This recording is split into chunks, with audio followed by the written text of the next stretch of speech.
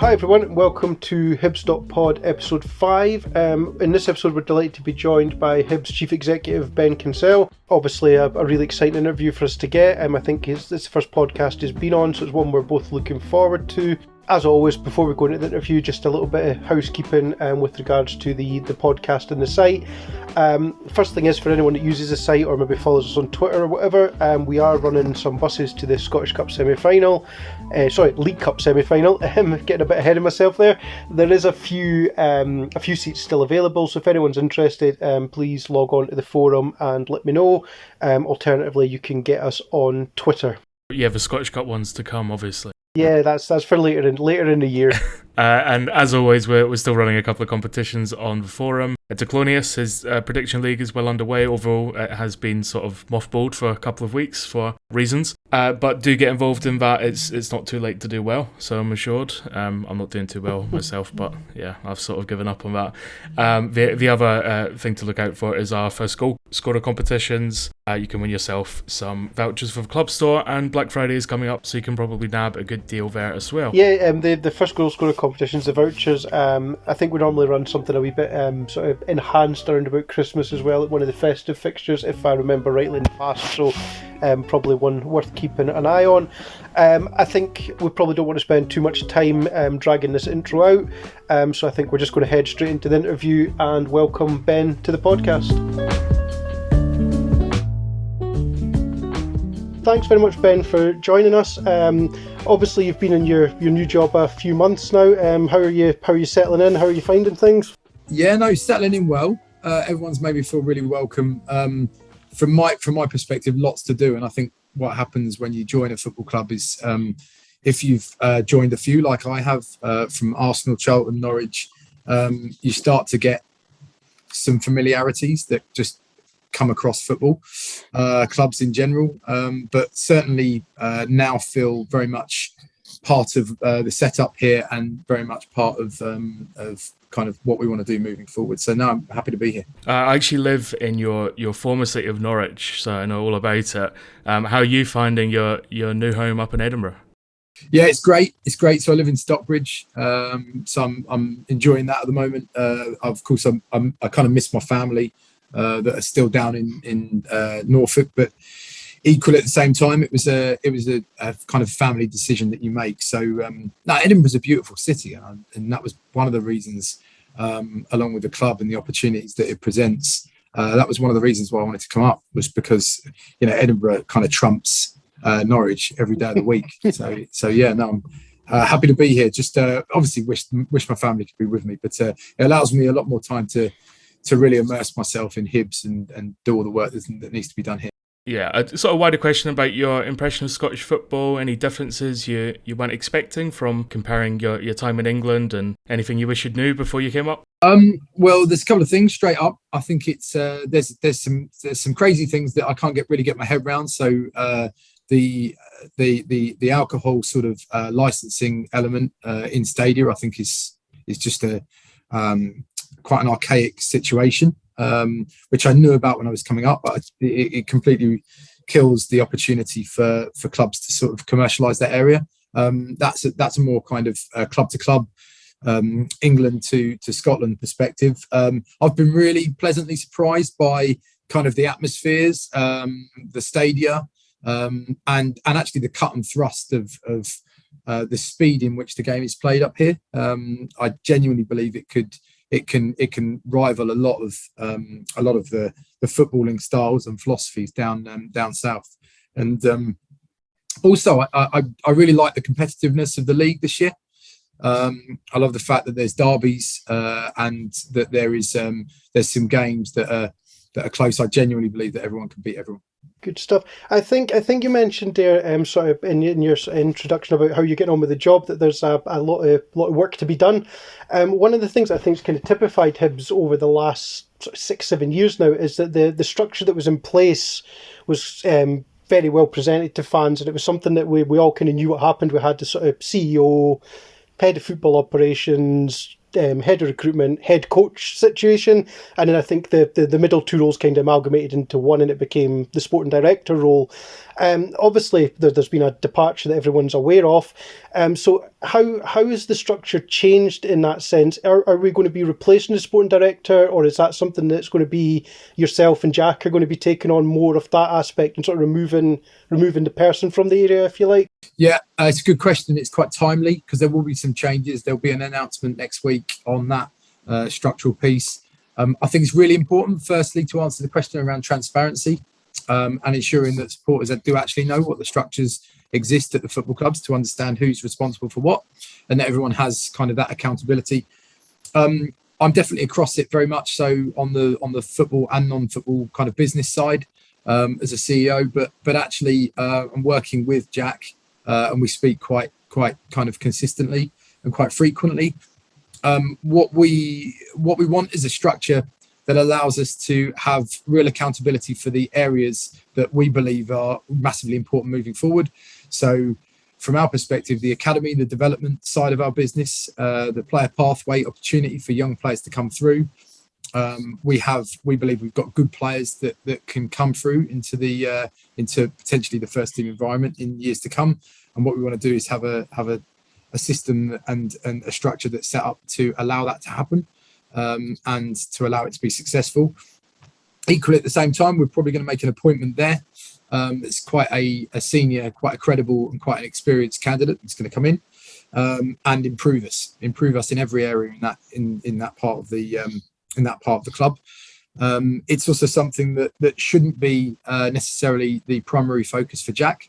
Jack should be focused on first team results and ensuring that we deliver against our kind of club objectives on the sporting side. And then on the non-sporting side, I'm more than well versed and experienced in delivering against them. But actually having kind of a holistic view across all areas is probably something that sits well with me. Something that I'm very comfortable with. So in terms of to summarise the answer to that, there will be an appointment coming up that I think we will make very, very transparent next week. And I think that will be an exciting appointment and people will understand the sort of technical opportunity that brings us to bring in someone with the standing that this individual has. Excellent. I think you've actually kind of said that there's going to be a bit of transparency in the appointment next week. You've kind of almost taken the next question out of my mouth, which was kind of meant a bit tongue-in-cheek. That there was sort of some internet sleuths, if you like, that had suggested that we had appointed a head of recruitment and then not appointed a head of recruitment based on some club directory work. Do we have a head of recruitment at the moment or do we not? Yeah. Well, I think firstly what we're doing is we're moving down a route of a more collaborative approach to recruitment. I think sometimes titles can skew exactly what people's views are. And I know we originally speak about well, who is responsible for recruitment. Well, ultimately, every football club, and this is the truth, no one should ever get signed until the first team coach stroke manager signs off on that appointment, because they have to come into that environment. And Jack is a very capable, credible, experienced manager that's proved to be incredibly consistent with getting results, and deserves our backing. And from that perspective, we would never look to bring in anyone that wasn't passed by the manager first of all, and really that's where it comes down to. In terms of do we have a head of recruitment? Yeah, we've got a recruitment team, and then Ian is part of that team, because that's what we're alluding to, let's be honest. And absolutely, and has been throughout the whole of the sort of last year or so, way before my time. He's been part of that setup and is a senior part of that setup. But no, it's a collaborative effort, recruitment. And I think you see a lot of the time is that head of recruitment may say, well, we found this player or we signed this player. They're not too hot on saying when they signed a player that didn't work out. So I think it's that collaborative effort that ultimately leads to Jack and his coaching team making a call on whether they want that number one target, number two, number three.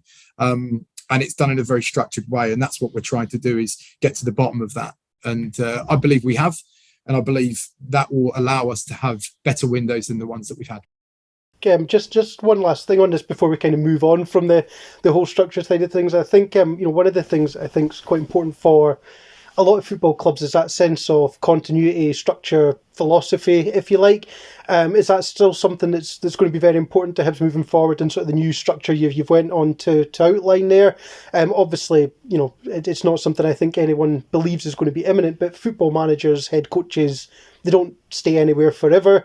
So is it going to still be the case that we want a manager, be that Jack at the moment, and whoever comes in 2, 3, 5 years time, to fit in with the way the club thinks, rather than the club adapting and making wholesale changes to fit with a manager? Oh, no, I think you're absolutely right. That's the way that that this club will operate and is operating. Jack has a huge influence on that, and like I say, we're 110% behind Jack, and his performances to date deserve that consistency and deserve that sort of that backing. I think, but a club identity stands the test of time, and ultimately a club recruits a head coach and manager to a certain style and an attacking philosophy, in this case at Hibs. So no, everything that happens from the development team down is very much a kind of a Hibs philosophy. And then at first team level, of course, there are nuances, and there are sort of styles in which what you're going to get when you recruit a certain type of head coach stroke manager. And I think some of the work that we've done from our communications department more recently around sort of perhaps lifting the lid a little bit on Jack's kind of playing philosophy, and how he on his experiences, and how he has sort of developed his coaching style, philosophy, and almost behaviours and values, and how he wants his teams to play. I think we're very much kind of delivering against his DNA at the moment, but that isn't necessarily a DNA that changes when you bring in a new manager. No, it's a Hibs kind of attacking philosophy and style, and that's something that when I came to the club I was more than aware of. To stay on the track of transparency, but to move on slightly, an external body, obviously not part of the club structure itself, but that has played a significant role over the last, particularly the last 18 months, but for upwards of 5 years now, is HSL, Hibernian Supporters Limited. A lot of fans are really interested to know what your thoughts are in terms of the sustainability of the current model there, the relationship between the club, and how that might work sort of moving forward. Yeah, well, interestingly, I mean, I would start by saying that they deserve great credit, huge credit, and I think the club should probably start, I certainly will, by thanking them for their contributions during a really difficult period for the club. The amount of money raised, hundreds of thousands of pounds raised, and continues to sort of come into the club on a monthly basis, which is much needed. It has been a lifeline at times, and something that I know Ron is very appreciative of as well. I believe it needs to evolve, like anything, but I think there needs to be greater communication between the club and obviously HSL, and I think from my perspective, I'm really open to that. I've met with their kind of board, their directors, and I'm quite open around looking at their membership and adding value to that proposition. It's something that actually excites me because we can move it forward. We can perhaps grow it. We see it can be successful elsewhere, or it can certainly help clubs kind of grow sustainably. And I genuinely believe we've got a fan base here that kind of wants to do everything it can to see us be as successful as we can financially on and off the pitch. So no, I'm a big kind of fan of it, and I've seen the contributions firsthand in a balance sheet, and they cannot ever be underestimated about how important they've been over the last kind of 18 months, but even longer than that, quite frankly. And hopefully we can grow that even more so. And once again, there's been some plans more recently that I've been discussing with them around how we can perhaps evolve that, revitalize it, and grow it even further. But it's not a club product. It never will be. It's definitely a fan-led product, and or not even product, a membership. Sorry, and I think perhaps the objective of that may tweak and change slightly, but I'm really sort of supportive of what they've done, and just almost want to say thank you. I don't know whether there's been much gratitude shown. I don't know.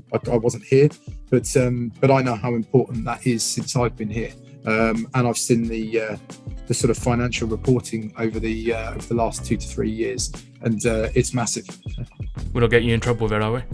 I'll tell you who that phone call, right? I'll tell you that phone call is Jack. So so maybe we did. No. So straight away, you're more important. Don't worry.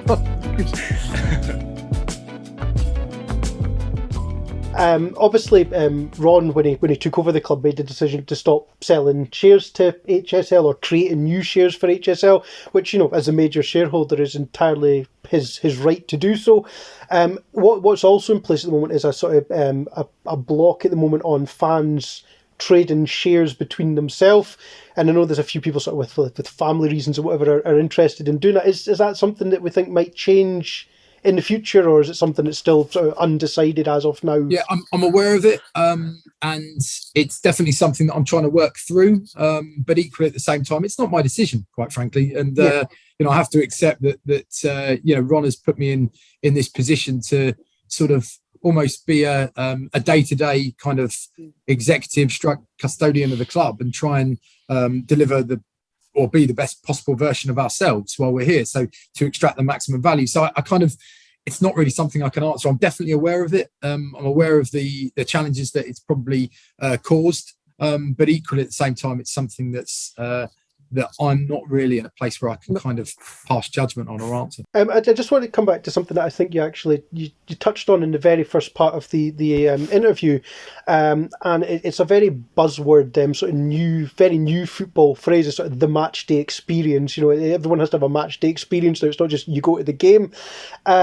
In that regard, you mentioned sort of the prohibition on selling alcohol within the concourse areas at the stadium, which is obviously massively different from what you'll have been used to down south, and it's a huge commercial revenue drain. On that same sort of token, one of the things that is constantly brought up is that the atmosphere at Easter Road can be quite patchy. You can have some games where it's brilliant, some games where it's not, and I know that's not unique to Hibs. And I don't know if you're aware, but the guys who were sort of the organised singing section recently disbanded, and there's now a Phoenix Group of Rose and whatever. One of the things they've been pushing for a long time is moving to some kind of safe standing area within the stadium. Now, obviously, Ron and the board in general have shown a commitment to improving the stadium with things like the big screens going in. There's talk of the ribbon going in. Is safe standing or rejigging the layout of the stadium with regards to where certain sections are something that's on your radar? Yeah, everything's open for discussion with that kind of thing. If we can grow attendances, if we can ensure that groups are happier in certain sections of the stadia, and they can create a better, more vibrant, more positive atmosphere, and a hostile one for opposition kind of players and fans, then that's only a good thing for Hibs. That's only a good thing for the match day experience, really. So no, I'm open to looking and exploring anything that anyone wants to do. It's so much so that I believe we've got a meeting next week arranged, whereby some people from that newly found group are sort of coming in, and we want to try and support in any way we possibly can. But it doesn't just start there. It's about how can we constantly evolve the kind of match day experience here for kind of families, for young people. How can we look to grow and add to the attendances, because they have dropped, and it's something that I've got to look at and we've got to focus on, because over the last 5 years we have seen kind of attendances figures, and I've got to make sure that we are giving ourselves the best possible opportunity to get everyone that should be engaged with the club back into the club. It's been a really awful time for a lot of people with COVID, so there's a lot of work that the club needs to do to ensure that we're making this a really good environment to come back into. So anything we can do in that area, I would kind of let people know, please just get in touch and we'll do what we can and we'll support what we can. And I know Ron and definitely myself and everyone here is really supportive of anything we can do to try and either grow attendances, make it a better match day experience, support Jack and the players to obviously sort of drive us forward. So no, there's nothing off limits on that one point. I think one of the criticisms that I've heard is that some people are finding in the current sort of financial climate, some of the ticket prices, the higher end ticket prices, are a little bit prohibitive. Now, I'm more than aware that Hibs aren't an outlier here. We're very much in line with what the rest of Scottish football are charging, and ultimately, if you reduce that, you're reducing the money available to fund the product on the pitch. I think most fans aren't naive enough to think that. And I think you've touched on it there. Is there a way that the club can, without lowering prices, add more value to the price of a ticket, if you like? It's not just a game of football you're coming to see. Is there ways around that to actually say, well, you're actually getting a better day out as part of your ticket price? Yeah, I think that's come to the fore a lot more following supporters keeping their hard-earned money into the club during that COVID period. So I think there is an element of kind of payback that all clubs need to start giving back to their fans, because they have effectively kept the club afloat during that period of time, keeping their monies in the club. So look, we've got to do more. It's a really tough question to answer, because ultimately one of the biggest challenges in sport is kind of around its volatility. And what I mean by that is around its finances. That inconsistency makes it really hard to plan. So, you want to try and drive a season ticket base of, let's say, between 12 and 13,000. If you can manage to deliver that, you can actually start to plan, almost growth around that. So, we need a lot of things to go in our favour to make that happen. So can we look at our ticketing and ensure that the prices are relative to the experience? Well, then you're going to have fans look at it and say, well, we want value for money on the pitch. We want value for money off the pitch with regard to the experience. And if I look at it, well, the investment in the big screens, the investment in the kiosks, doesn't mean that we've necessarily got it right on the staffing, but that's an issue that is happening in that sector at the moment, and we're trying to get over that. I think if we look to steadily improve what we're doing in every facet of that match day experience, then I think the fans will look at that and say, well, look, the club is trying to do the best that it possibly can to give us a great match day experience, to give us a winning team on the pitch that's giving everything to try and kind of win every game. I think pricing sometimes would then not be such an issue. I think pricing comes to the fore when perhaps results aren't so great, when you turn up and the customer service kind of levels of stewarding of kiosk staff aren't there. And that's what we've got to do. We've just got to be better. And I go back round to saying, when I talk about that challenge of volatility, with regard to finances and that inconsistency, it is hard to plan. So as an example, when you look at our league position over the last 5 seasons, 4th, 5th, 7th and 3rd, and then obviously we're in this season now. It isn't easy to plan measured growth because there's no stability or consistency. And that's the same on and off the pitch. And actually, that's where I kind of applaud Jack. What we've actually managed to get is an element of consistency, consistent growth. And that investment that Ron is making off the pitch hopefully will continue. In fact, I know it will continue. So we are trying to add value to the ticket price and to the season ticket price. I think there's other smaller things we can do around open training sessions, around adding value in the best way possible. But it's kind of the sum of all parts rather than just looking at the price of the ticket.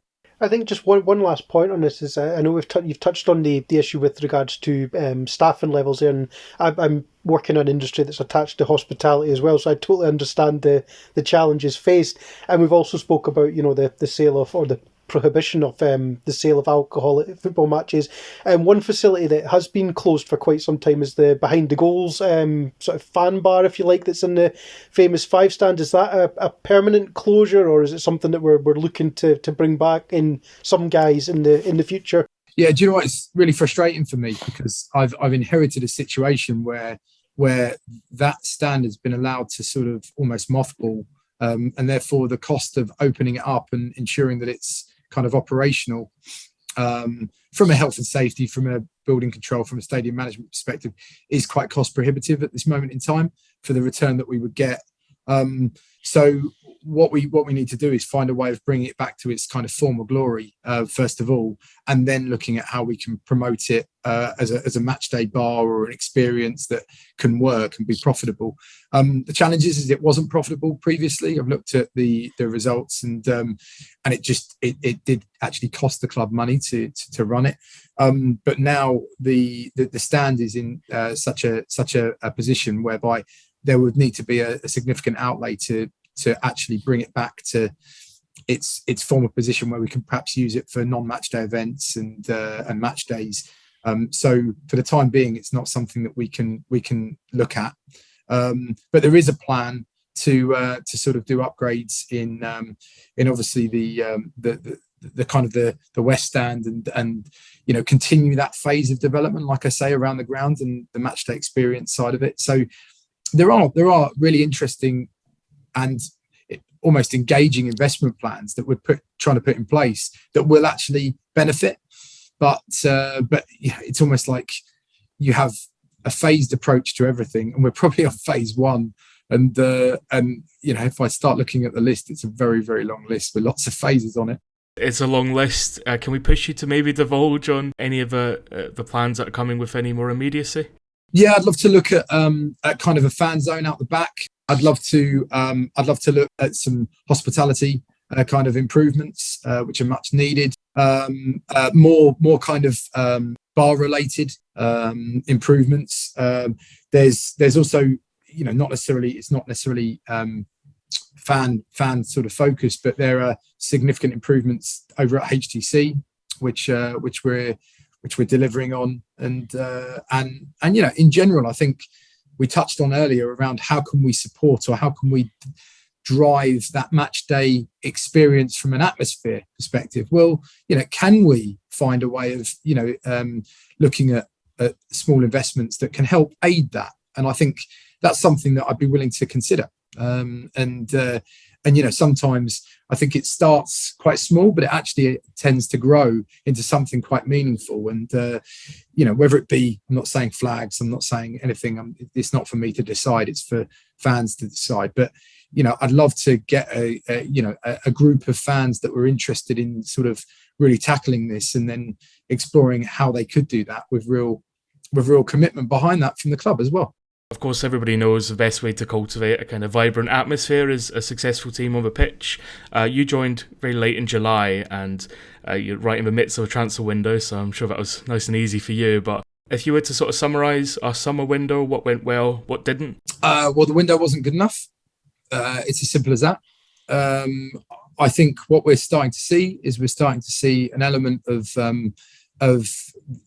a lack of movement in that area, especially offensively, and I think there are gaps in the squad.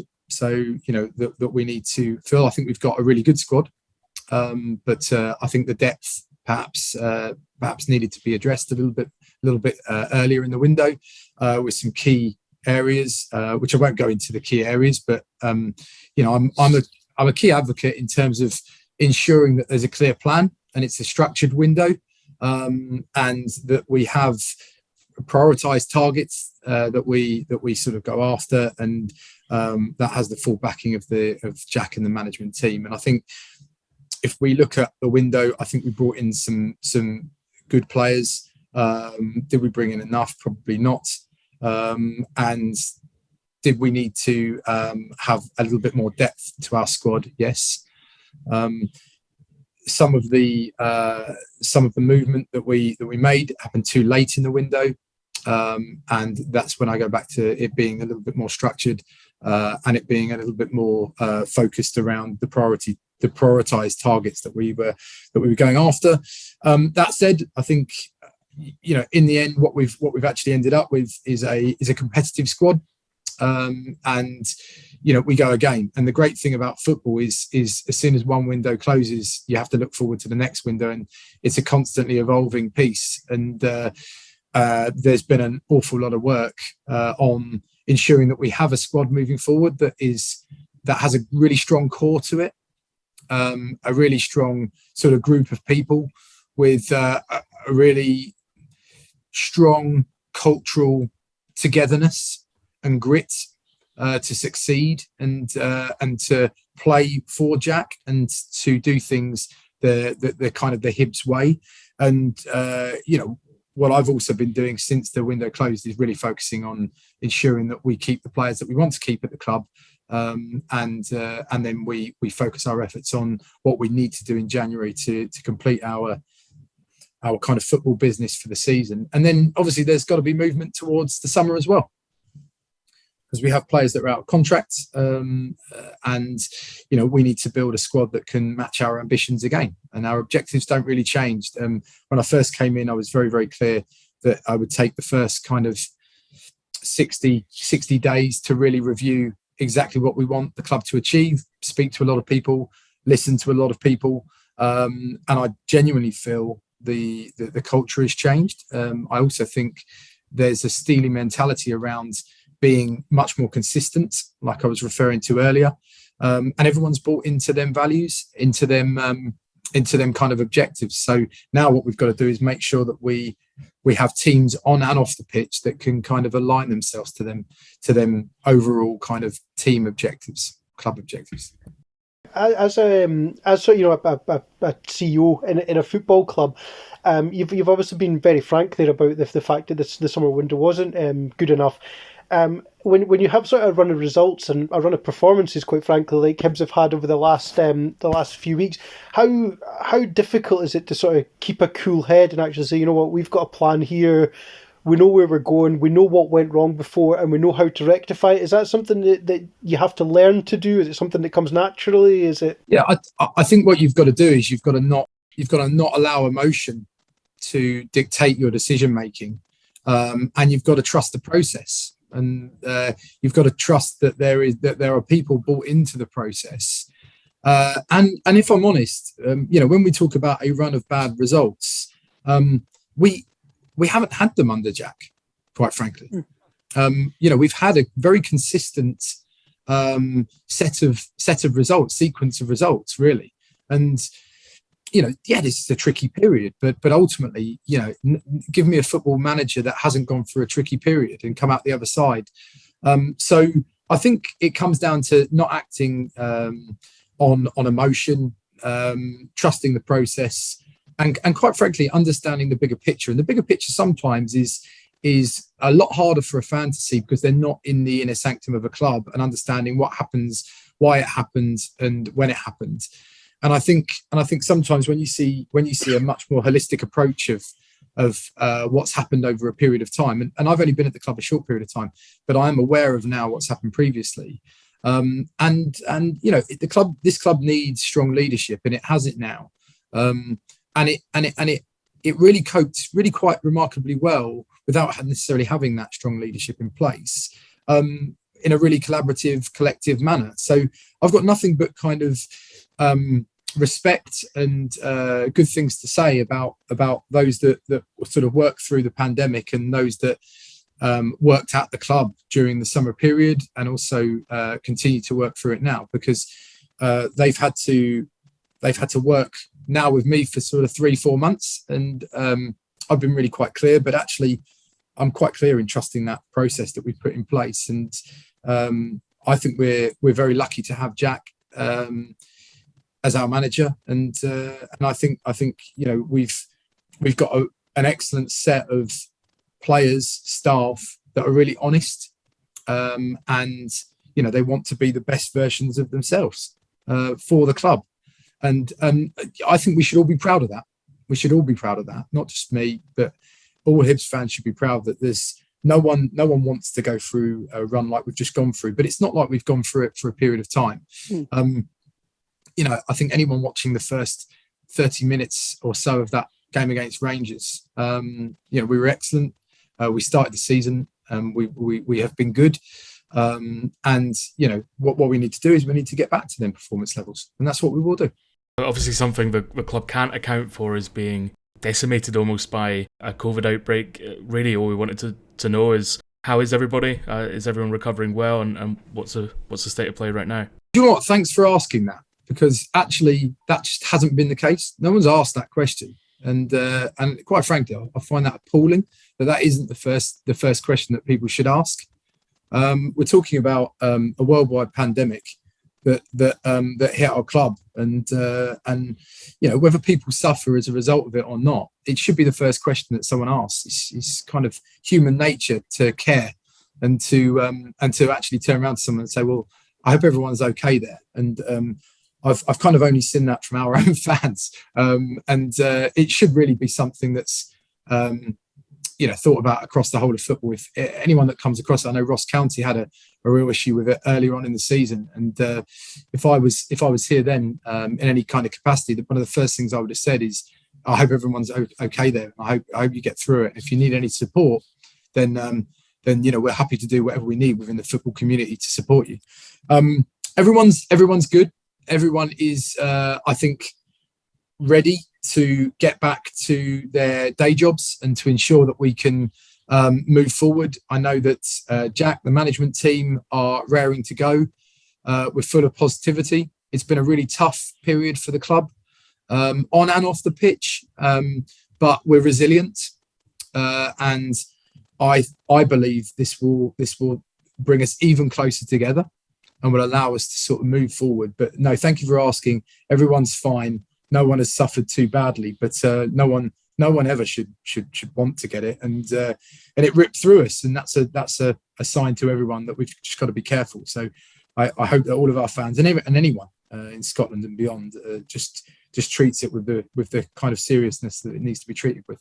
Not only have we had everybody returning from, obviously, the COVID outbreak, we've seen some key injuries come back, particularly Christian Doidge. It's an area you've highlighted as being short for us. How much does the return of Christian mean for the team? And looking ahead at January, what are the key goals to help us moving forward for the rest of the season and turn this into a really successful campaign? Well, getting key players back is always really important. Christian's a great individual. I obviously don't work with them as anywhere near as close as Jack and the team do. Like I said, we've got a real group of players that are incredibly tight knit and very together. They work hard for each other, and I think even though they may not be contributing on the pitch, they're certainly contributing off it. I see a small amount of that when I go over to HTC twice a week, and it'll be great to have him back. He's a big player for us, and we hope that will be the case moving forward. So in terms of January, I think there is business that we need to do. It needs to be the right type of business. It's never the best window to do any footballing business in. Jack will tell you that. Well, most managers or stroke CEOs will tell you that. But no, there is stuff that we need to do in that window. There's certainly plans that we've got put forward, and we're discussing that with the owner at this moment in time. We want to remain competitive, and I think I said in an earlier interview when I came into the club, that sort of top four position in Scotland shouldn't be the exception. It should be the norm for this club, and something that I firmly believe in. It's set very, very much at the top of our priorities. We all firmly believe that we can be, but we have no divine right to be there. We have to be better than a lot of other clubs, and we have to be consistent with our performances. So we've got to make sure that we strengthen appropriately, and we've got to make sure that fits within the budgets that we can work with here at Hibs. But the one thing I do know, and the one thing that I'm really pleased with, is how harmonious we are as a group, off the pitch and on the pitch, and that togetherness, I think, counts for a huge amount. Because I've been at other clubs where that isn't necessarily the case. Yeah, there's been connections obviously within the club and reaching out wide. We've got some partnerships with other teams, Brighton, the most prominent and recent one, but also ties with Cheltenham Battery in the USA and Stenhousemuir. The fans are interested really just to know, what the state of play is with those connections. What do they mean for the club, and how functionally do they work? Well, interestingly, I can't tell you how they work because they haven't really been prevalent since I've been at the club. So I don't know what was really agreed amongst clubs, but I haven't had anyone from Brighton reach out, and I don't believe there is a healthy sporting relationship there, of course, and they're very kind of it's a great club, quite frankly. I know Paul and and obviously Dan there and the guys there. But no, I wouldn't say that there is a strategic relationship between the club. So I don't. It was before my time, but I haven't seen any evidence of that. We obviously have relationships with smaller kind of clubs, and I don't mean that in a disrespectful way, but that's part of our of our kind of player pathway and development with clubs around us being able to loan out players like Jack and players like Stephen and others, and ultimately, the development with Charleston Battery, they're coming over shortly, and I think it's a really interesting tie-up. It's clearly a market that we're interested in, and we shouldn't shy away from that. It's a market that with Chris Mueller coming over, and it's a market that we look at, and there are some good players there. But equally at the same time, Mike Kelleher and the guys at Charleston Battery, they're a great football club, and there's a sharing of best practice there from that perspective. I think that answers your question. I hope it does anyway. Yeah, spot on. Thank you. Just one last thing on the sort of the whole US link up is I know you mentioned there about there being sort of a market we were looking to, and it sounded very much as in that was a market that we were looking to in regards to bringing in fresh faces, and you obviously mentioned Chris Mueller. I know that Dundee and Aberdeen kicked off a game at was it 6 or 7 p.m. in the evening fairly recently, and part of the reason for that was that there was an opportunity to get the game televised in the US. Is it a market we're trying to dip our toe into, albeit in I'd assume quite a small way, as a potential market for a fan base as well? I suppose from an SPFL perspective, there's certainly an opportunity to grow the brand there. Absolutely, having been in the conversations in the Deloitte sort of conversations around that action plan, it's very much a market that we believe is there for the taking, because I think the Scottish game is a really attractive proposition. What I would say around kind of recruitment and other areas like that, there are multiple markets that we look in. It's certainly not just a laser focus on the MLS or the American market. It's just a market that we believe is of interest. But in terms of changing times for kickoffs, I think if there's subtle changes and alterations, then I think that's fine. I don't think we would do any wholesale kind of movement of days or anything like that to suit a certain market. I think it has to work for the Scottish game first and foremost, and hopefully what we want is we want our international broadcast rights across the whole SPFL to grow, because if that happens, then all of the clubs sort of benefit. So I think it's good for the game if we can do subtle changes, but not to the detriment of Scottish football. You mentioned there about sort of the top four being you want it to be something that Hibs aspire to. Obviously, it's something you have to work for. If everything fell into place and it went how you think it will go and you hope it will go, what would be the sort of ultimate ambition? Would it be to maybe split the old firm, win another trophy? Where do you see us going, sort of, whether that be in a sort of 2, 3, 5 year period? Yeah, so let me just take you back when I spoke about consistency and inconsistency making it very hard to plan. So for me, I go back to that league positions over the last 5 seasons of 4th, 5th, 7th, and 3rd. For me, if we can build a consistent, progressive sort of focus on improvement, continuous improvement every year, whether that be through our squad development, our commercial development off the pitch, our fan experience, whether it be through the consistency around us hitting semi-finals, which we have done under Jack. For me, it's about that continuous development.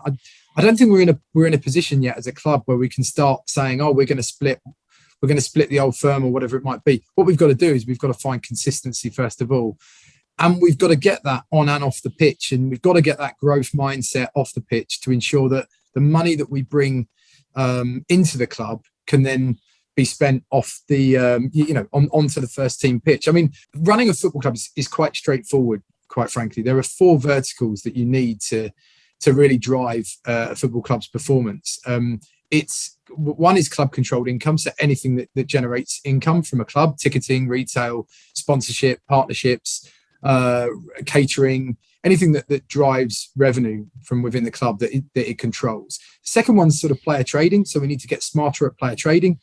buying, selling, players coming through our academy. The third is central distributions, which is effectively, the SPFL monies that we get from finishing third, fourth, fifth, sixth, whatever it might be, European money, prize money from cups, hitting semi-finals, and we need to budget appropriately for them areas. And then the fourth is a very traditional one, which is external funding. So, how much does an owner put in? At my previous job in Norwich, the owner didn't put in a penny.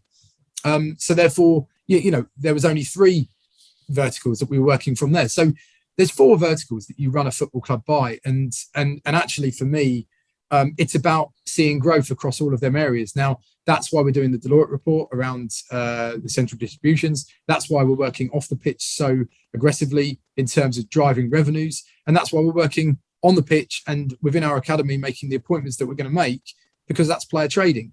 And hopefully that kind of gives you a bit of an understanding. My job is to deliver. Basically, I'm here to deliver for all stakeholders. So whether that be shareholders, the fans, the difficulty is you can't please everyone all of the time. But from the moment I arrived, can I improve the club in every aspect of the time that I leave? I believe I can. And that's about continuous improvement across all of the areas that I've just spoke about, and them kind of 4 verticals. If we can do that, that's what success looks like.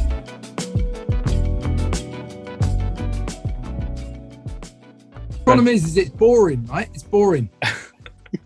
Not at all. No, not at all. I think it's interesting to actually see how, you spoke about it sort of holistically as how, everything has to come together to put a successful team on the park. It's not just a case of appoint a good manager and let them go. It's never going to work that way. So it's interesting to see that from all angles, because we've spoke to Jack previously as well, and obviously we've spoke to yourself, and we've spoke to people involved in the women's side. It's interesting to see it from all these different angles, how you kind of grow and better a football club. Yeah. I mean, one thing we didn't discuss, I suppose, with like the whole movement on the women's game. For me, the reason we did that is because there's an audience there, and I couldn't believe it, but 75% of the audience that turned up for that 5,500. They were new to Easter Road.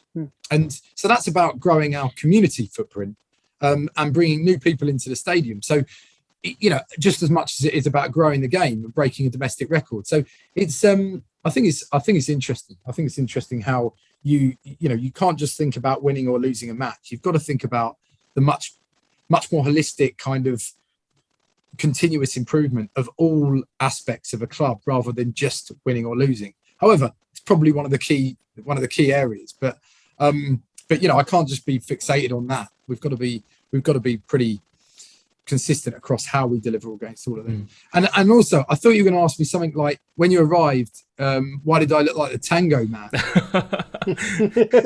but you didn't. Well, why did you look like the tango man there? Well, the truth is, right, is because I've noticed everyone sort of wants to ask me, but no one actually did.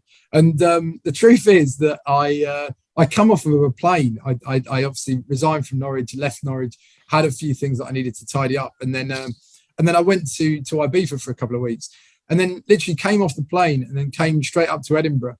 And then the sunshine was obviously over Leith, which is obviously typical. I hope that's a good sign for me.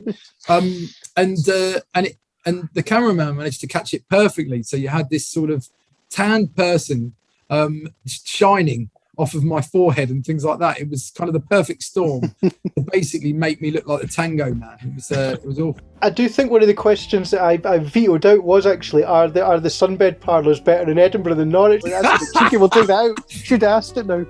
Well, I think edit it in. I think that I'm probably not the sunbed type, but it is what it is. I promise you I won't go on holiday again and then do a press conference or anything like that after.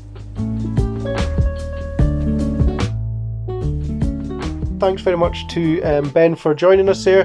Very interesting to learn about the root of his famous tan.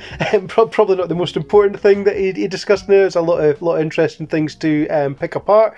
I think one of the things that is quite interesting, I think we might even have a bit of an exclusive on it, is with regards to a high-profile, ambitious appointment. That's certainly something that's going to be interesting to watch in the coming days, I think.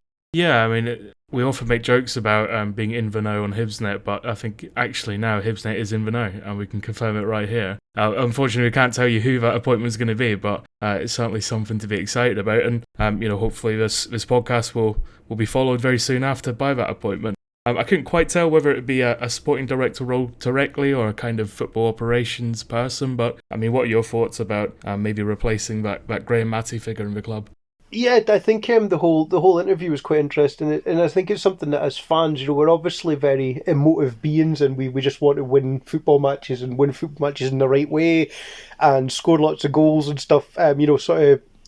Instantly, and I think a phrase that I think Ben used consistently throughout his his responses was about a holistic approach and approaching football holistically, and I certainly thought the way he spoke about the role is it's someone that's going to be trying to sort of pull different parts of the club together to sort of have that key sort of that making disparate parts of a football club a whole, which I think ultimately is what leads to success on the park.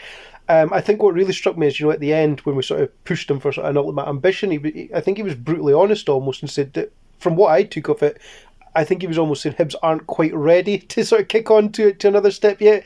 Is you need that 2 or 3 seasons of consistency of finishing, guaranteeing at least top 4 finishes, guaranteeing semi-finals. And people will argue that we've done that in recent years. Certainly in the cups, we've been very regular appearances in the latter stages. When it comes to the league, our performances have been a bit all over the place. And I appreciate the honesty. I don't think as fans would necessarily like it because we want to think we can go from 5th to 4th to 2nd in the space of a couple of seasons. And it's good to kind of hear that the club are aware of the not the limitations. That's the wrong word, but aware of what's required to actually put a foundation in place to kick on. Yeah, I think you're right to identify that kind of as fans we're so focused on instant success and you're only as good as your last game is the sort of the phrase, but I think it has some meaning. Though I think there will be some room given for Ben and his team and the vision he wants to establish to embed itself, so long as it's met by decent football on the pitch and a steady kind of gradual improvement, which is obviously what we want to see. I enjoyed his openness about the summer transfer window particularly. He just very candidly said it wasn't good enough, and to me that suggests that he's somebody that's coming in with a strategy to know how to prevent that in January. I think one of the things that's interesting is I don't think you can ignore the current form because it's frankly not good enough. Is the games that we've lost, the manner we've lost some of them in as well. You can't just forgive that and say, well, we had a bad transfer window, we've got a few injuries, so you can give bad performances. You can certainly mitigate bad performances with that, but I think without any real prompting from us and without any real questioning from us, he was very forcefully defensive of Jack Ross. And said that he deserves time, and frankly his performance has been good enough in the eyes of the club, and I think in the eyes of a lot of fans as well, that he shouldn't be under any pressure at the moment. He needs to be given time to steer us through this tricky patch, and hopefully, if there is going to be a new sort of focus on transfers, maybe not so much in January, but certainly as of next summer, that we don't end up in a situation like this again where suddenly, we've got 2, 3, 4 first team players out, and quite frankly, we look like we're down to the bare bones, and we look like a team that, is going to struggle for the next few weeks until we get some of these guys fit. We touched on it with Ben Neres. Having Christian Deutsch come back in is going to be huge because he's for a guy who was much maligned when he first appeared, he's suddenly become quite integral to the way we play. And I think getting Kyle McGuinness back fit as well is going to be a huge boost, because you look at our record with McGuinness in the team this season and with him out the team, and it's a pretty stark contrast there. Yeah, absolutely. I think, a combination of having quite a small squad and, I think you're right, and some of the benches we've had this season have probably been amongst the weakest in the league. But the thing is, Jack won't want that as a manager, and over, the executive staff, the senior management, they won't want to see a team that isn't competitive. And right now we can probably pin a lot of that on sort of weaknesses in the depth of a squad. Everybody's sort of aware of that, and that's maybe what makes it frustrating, because we know what the problem is. We're not really in a position to address it until January, but that's why this recruitment drive is going to be so important for us. Obviously Ben wouldn't go into specifics there in terms of areas we're focusing on, but I think some of them are quite obvious. And we've almost been unlucky in terms of the players that have been out for spells, either with injuries or suspensions, have been quite integral to to us. As you say, Cal McGuinness was probably our brightest player at the start of the season, and he's been missing. Christian Doidge, completely vital to not only the team as a whole, but Kevin Nisbet, who's definitely struggled without him, and Ryan Porteous, who is probably somebody we want to talk about in a number of different ways as well. Yeah, I think you touched on it there. I think getting those guys back, it probably leads us in quite nicely to a little bit of chat about the semi-final. And I think there's sort of two big stories around the semi-final. The first one I'm not particularly interested in, and that's obviously the management situation at Rangers. But that does probably link into a guy you mentioned there, Ryan Porteous, who, he's going to be public enemy number one leading up to the semi-final amongst the Rangers fan base, and that then means the press, because the press essentially, tell the Rangers fan base what the Rangers fan base want to hear a lot of the time. And I think one of the people who really stirred that whole situation up with Ryan was Steven Gerrard, with some of his comments about him, which were frankly totally out of line. And I don't think the facts actually back up a lot of what he said about Ryan Porteous. Is, we've all seen it. He's got a streak in him, which he needs to learn to calm down at times. And I'm actually probably in a bit of a minority that I actually don't think the sender off at Ibrox was an absolute shocker. I think it was a foul. And, whether he played the ball or not is irrelevant. I think it was a foul. And I think it's one where he has given the referee a decision to make. But that's by the by. Is you can't have managers coming out the way they did, and then you certainly can't have the reaction that took place on social media afterwards, which was, Ryan spoke about it quite openly, how it affected him, and it was appalling. And it's something that it happens across football, but in Scotland there is one fan base who are the drivers of this kind of behaviour again and again. He spoke about homophobic abuse, and the big one, sectarian abuse. And, it's something we seem almost blind to in this country, or certainly the media seem almost blind to. They'll happily jump on racism, and absolutely rightly so. It's something that's completely and utterly wrong, yet they'll allow this abuse of a young, hot prospect in Scottish football, a guy who could well go on to play a number of times for Scotland. They'll allow that to go essentially unchecked. One columnist reported on it. Yeah, exactly. And what is so frustrating about these kind of situations and the backlash to them is that, as you alluded to there, they're never substantiated by any kind of evidence or statistical data, because, if they went down that route of trying to prove that Ryan is somehow a malicious player because they've got X, Y, and Z stats to try and back it up, their argument would fall apart, because the simple truth is Ryan is pretty much par for the course when it comes to a centre-back and disciplinary. And actually, in terms of his performances, is far above par in every meaningful sort of metric as a player. He's certainly been subject to undue abuse, both in the media. I think conventional media have been far too harsh on him, but as you rightfully say, I think, let's not shirk away from it, it's one fan base disproportionately send abuse in kind of online means, and it's completely unacceptable. And as you said, you've got an outgoing manager now who was galvanising it, and who was really pointing the horde in that direction, which is, I think, completely out of line. I think one of the things that's actually heartened me is, since Ryan gave his interview, and actually in the aftermath of the game, once sort of the initial sort of backlash had died down a bit, was Hibs were actually very supportive of Ryan publicly. And I think we've seen it in the past where, going back to Tony Mowbray, Pat Fenlon, Alan Stubbs, Neil Lennon, going to Ibrox and being on the end of some pretty horrendous abuse, whether it be about someone's wife dying, whether it be about them telling them to go and hang themselves, and ultimately the big one is the, let's call it what it is, anti-Irish xenophobia / racism, if you like. And the club have been quite silent on that. They kind of allowed it to happen without really saying all. Certainly publicly, we don't know what went on behind closed doors. And on this occasion, actually, the club have actually spoke out on a couple of occasions and defended Ryan. And I think more than that, when you saw Ben sort of giving his interview or his press conference virtually on last week or 2 weeks ago now, there was a few barbed comments about, the blue side of Glasgow, if you like, that were picked up by the press, and they were very much dismissed. But I think he was kind of just letting people, and I actually didn't particularly enjoy the press conference, if I'm going to be totally honest, but I think he was just letting people know that Hibs aren't going to be walked over anymore. As if people attack our players in that way, then we're going to stand up and we're going to call it out. Yeah, it's bullish, and I think it takes probably all of us in a kind of united effort to put our foot down and say, actually, no, the line has been crossed here, and We're not going to let a young footballer who's trying to pave his way and sort of make his dream come true, who by all accounts is a model professional and has got no reputation off the pitch for causing any kind of trouble, be just inundated with this kind of nonsense. And yeah, I think it's good to see a senior figure from the club call it out and stand up to it, and hopefully it emboldens our fans to be able to do the same thing. I think just, we've spoke a lot about things off the park on the semi-final. I think it's probably worth speaking about things on the park as well. I mean, obviously now I think the dream is for it to be a tight game and Ryan Porteous to score a 91st minute winner or something. I think that would be ideal, and preferably in front of the Rangers fans. Naturally.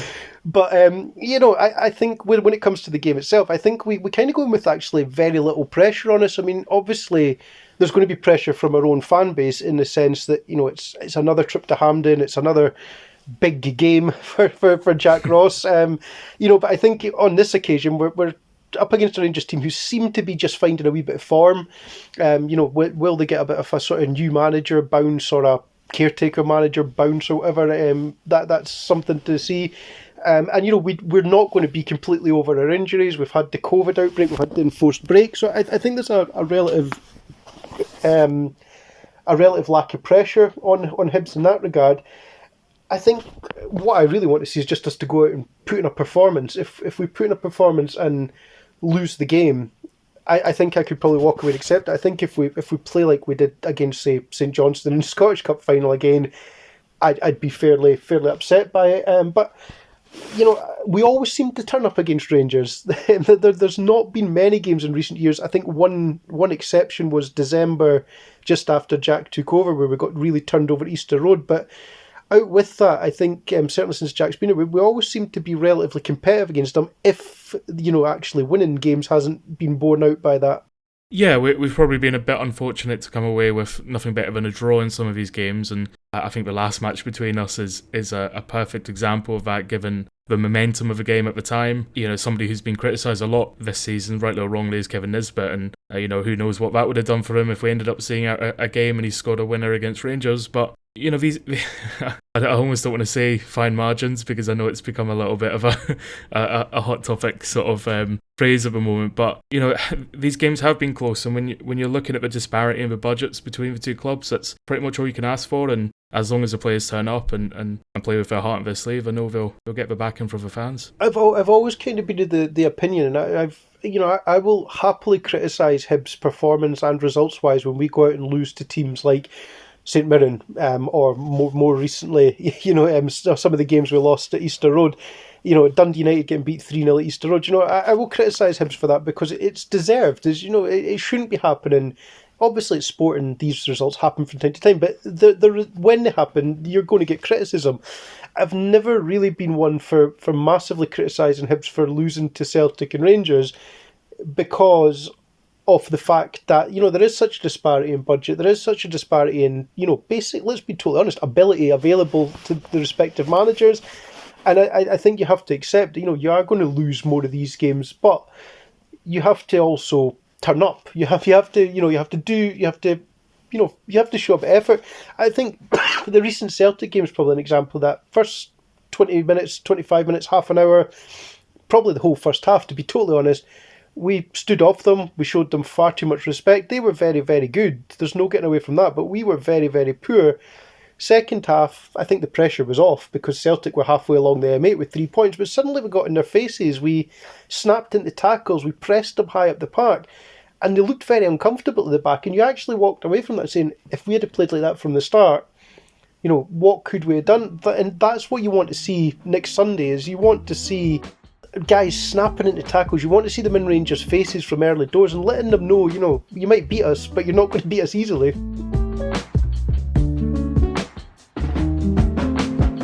Probably wraps up our chat about the football. I mean, we've been starved for it recently. Thankfully, Scotland won tonight, but nothing really beats a Hibs victory. Hopefully, we've got that to look forward to. Thanks again to Ben for joining both of us. Plenty to talk about, Ben, and plenty for the fans to listen to. Probably some stuff that will only really illuminate a little bit further down the line. As Ben said, the short list is actually a long list, and there's a lot to tick off, but lots to look forward to, and hopefully a win at Hampden to top things off. Yeah, that would be nice. A good way to finish off, and hopefully gives us a cup final to talk about this time next month. Until the Scottish Cup, of course. Well, of course, that's it. That's the big one, isn't it? Oop, I shouldn't say that.